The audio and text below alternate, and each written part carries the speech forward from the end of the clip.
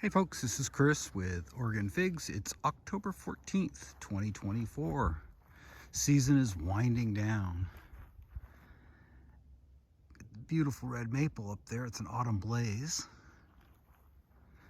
Let's just walk around and kind of talk about what's going on this year. It's been a great year for figs. I will preface this by saying I'm figged out. I've had too many figs this year. I'm not one of these people that can just eat fig after fig after fig. I grow tired of them. So this is how I bring my fir pebble bark down. 1 yard loads, 1 cubic yard. And I have these old nursery pots, and I'll put the bark in these pots and store it. This is Frugal Pro. So I've got over a cubic yard stored, waiting for planting next spring.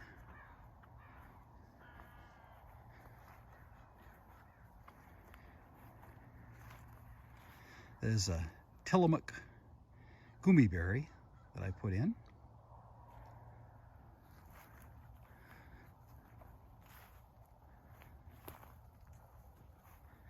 Kind of a peaceful morning. I think I need some repairs on my fencing. These basically have rotted out at the bottom, so another job on the to-do list. First year getting persimmon from my Nikita's gift. It was absolutely loaded, and with a combination of the bucks reaching up and tearing branches off and just naturally dropping, it only has a small handful left, which in a way it's a good thing because they're so heavy and the tree is so young. This is just one fruit on a branch, and look at the way it's making that one fruit is making that branch go down. So I'm happy with just a small handful of them. Get to taste those for the first time ever this year. Trees are dropping leaves, the fig trees. And Campaniere done for the season. Had a lot of really small figs that weren't going to ripen in time that I just picked off. And gorgeous tree. Been a good variety for me.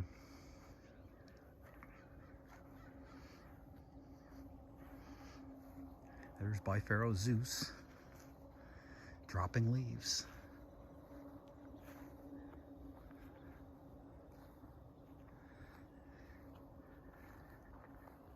This is Corky's Honey Delight, and people have asked me about the main crop ripening, and I do see some that are ripening. There's one right there.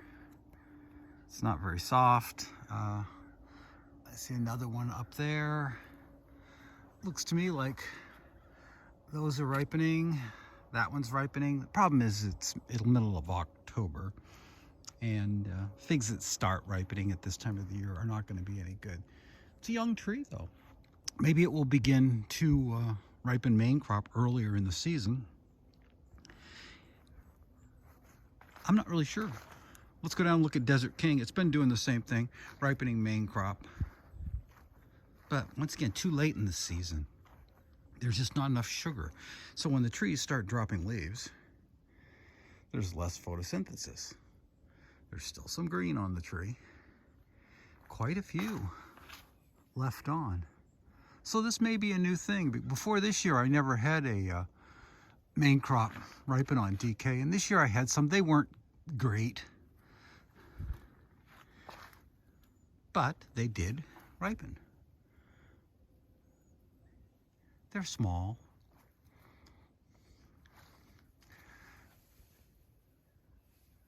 All right, here's one that's soft, relatively soft.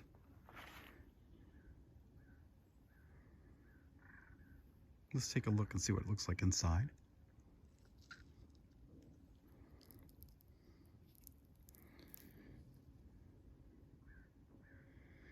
All right, I'll taste it.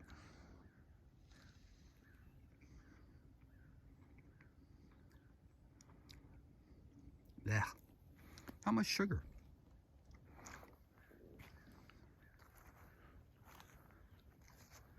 Lost a lot of main crop figs to turkeys this year. A new pest in my orchard. And we had a ton of red seedless grapes. They came in and took the grapes, all of them, and have taken a lot of figs. Normally that would probably be upsetting to me, but this year it really wasn't. The reason it wasn't is I'm figged out. I've had so many great figs. We've made dried figs, we've given figs away. Anne has made jam. I had some really beautiful red jam she made from the Etnas this morning on a piece of toast. Delicious. All right, let's look at a couple things here that I find interesting. I think you might find interesting as well.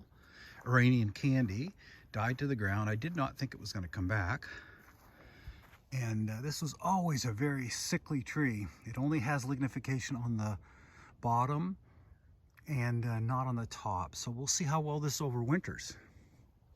I'm going to probably cover this with straw this year. And I might put something around the circular cage that I formed just to keep the wind off it, because the wind comes up from the lake, which is behind that apple tree, and it's brutal on the young trees. LSU Tiger.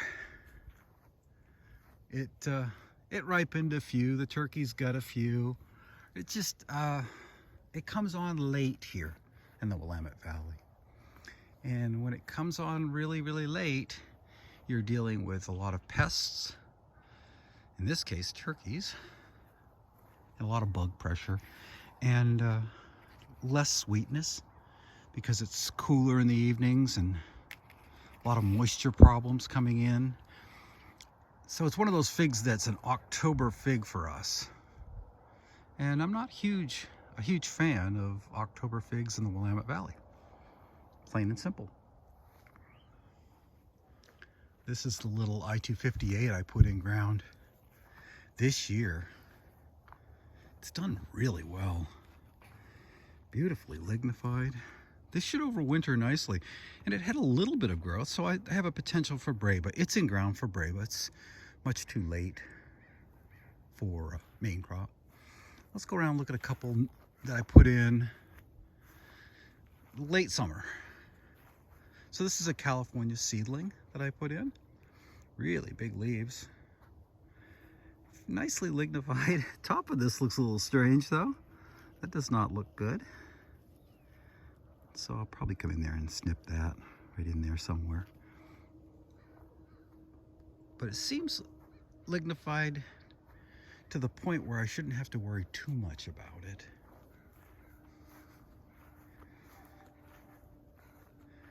I'm not doing a full tour. I'm just going through and pointing a few things out. Kind of a spur of the moment kind of thing. This is Fico Seco. And put on 3 main crop figs. I've got one that I harvested. These are not quite ready, but I'll probably pick today.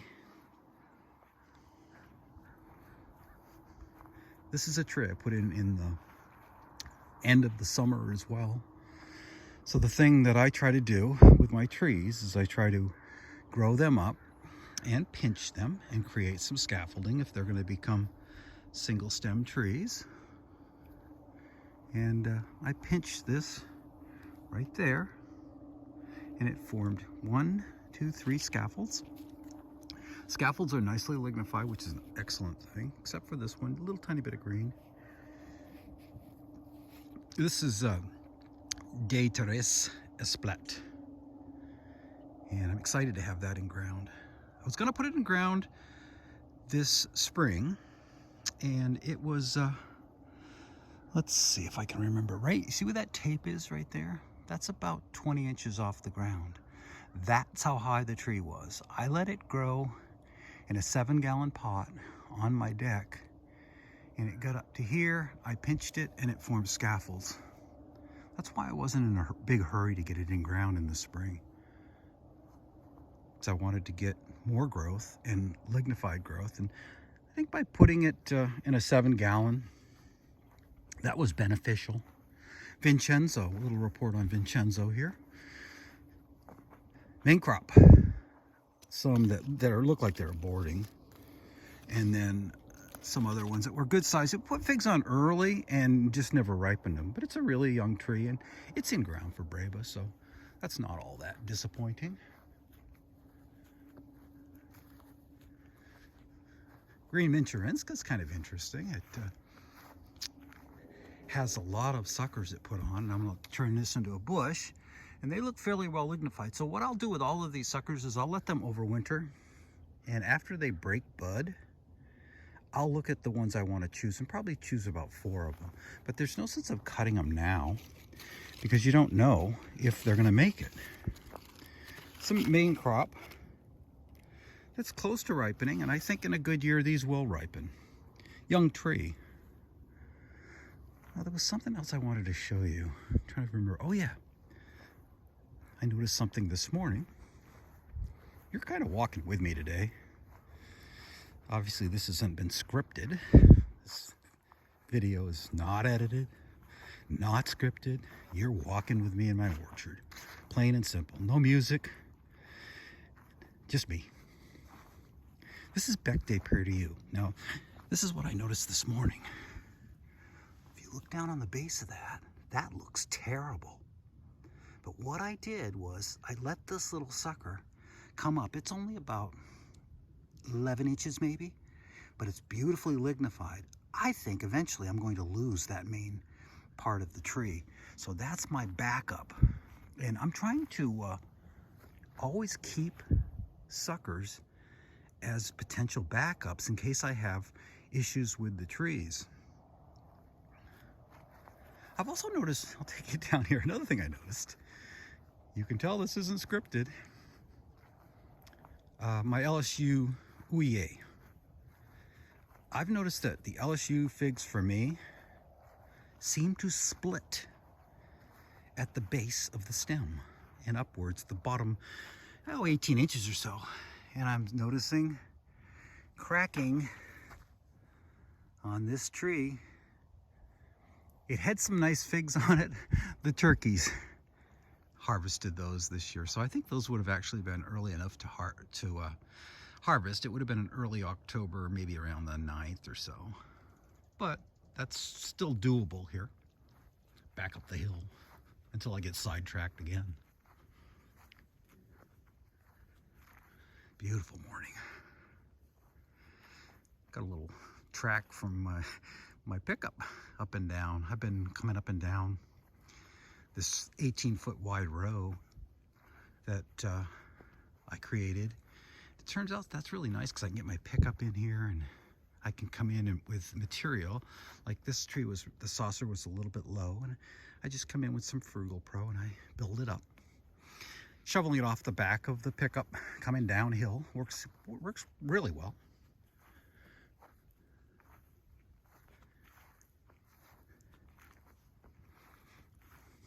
The new row that I put in this year is this exterior row in my orchard. And boy, the trees look good.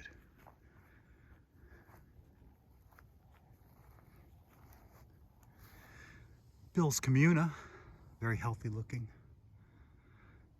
Lignification wise,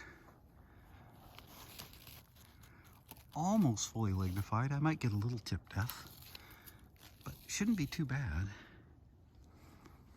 All the other trees look fairly good. This is Sangue Dolce. This has been a very productive tree this year. And the turkeys have been very appreciative because they've harvested the vast majority.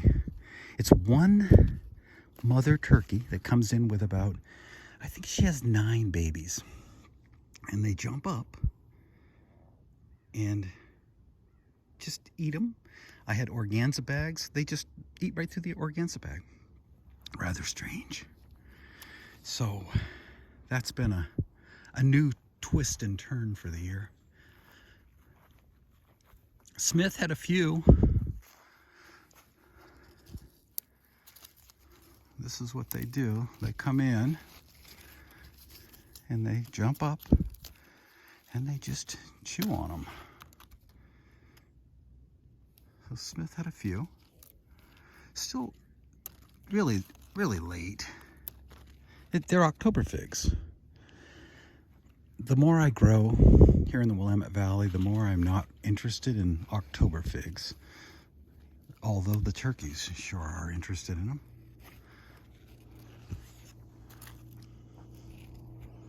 My original mission statement was to find early main crop figs that work in ground in the Willamette Valley and Breba crop that are prolific.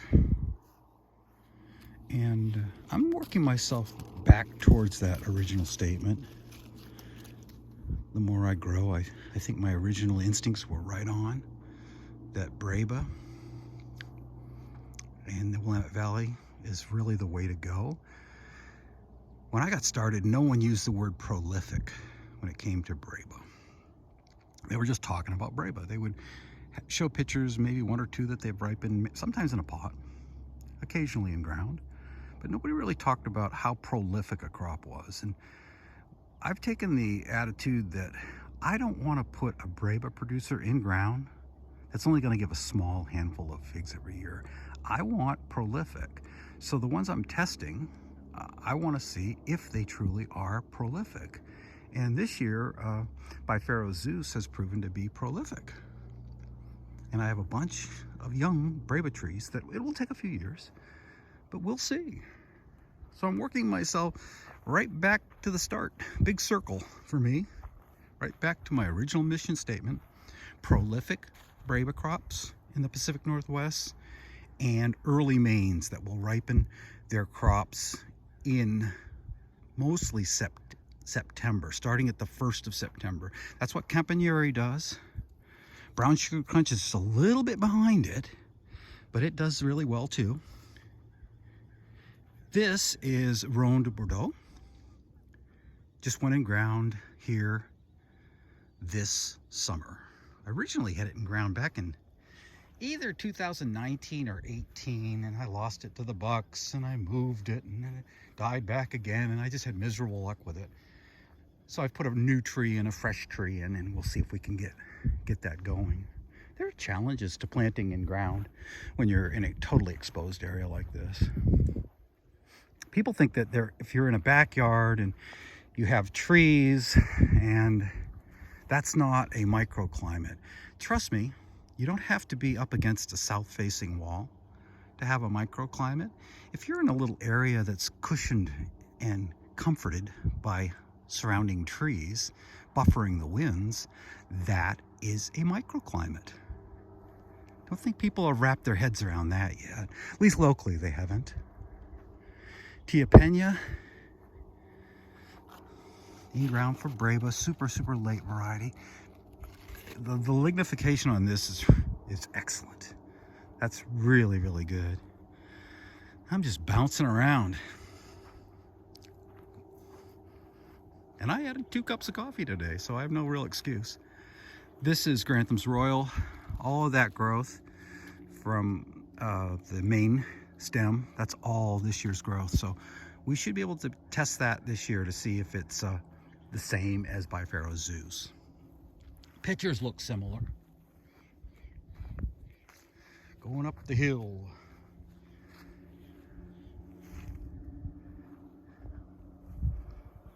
Hearing some logging trucks in the background today. They must be pulling off of some hills. Okay. This is my little crows I just put in this year. The baby from my mother tree. And it set figs later than the mother tree, and they were smaller than the mother tree. Not to be unexpected. It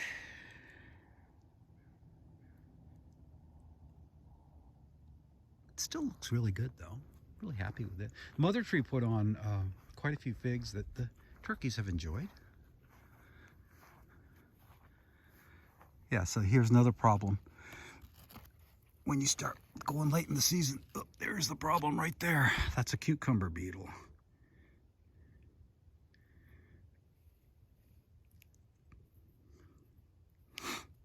And this is what they do.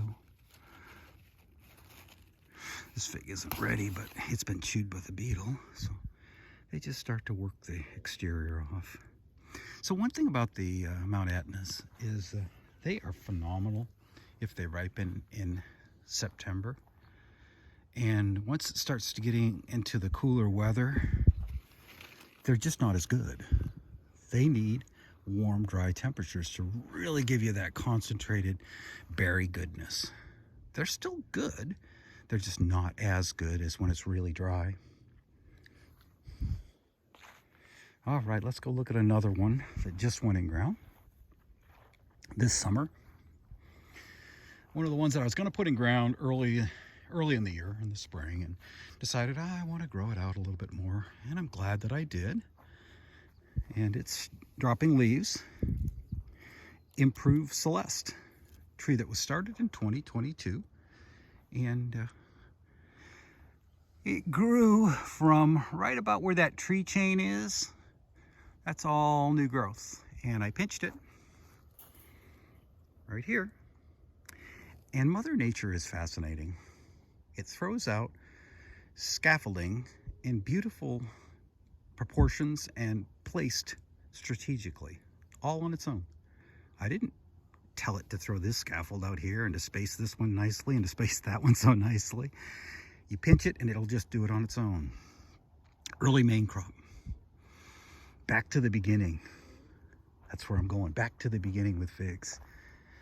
Okay, this was unscripted, not planned, and just spur of the moment. I hope you enjoyed it. This is 100% me. And no, I don't think I'll add any music to this video either. Take care now.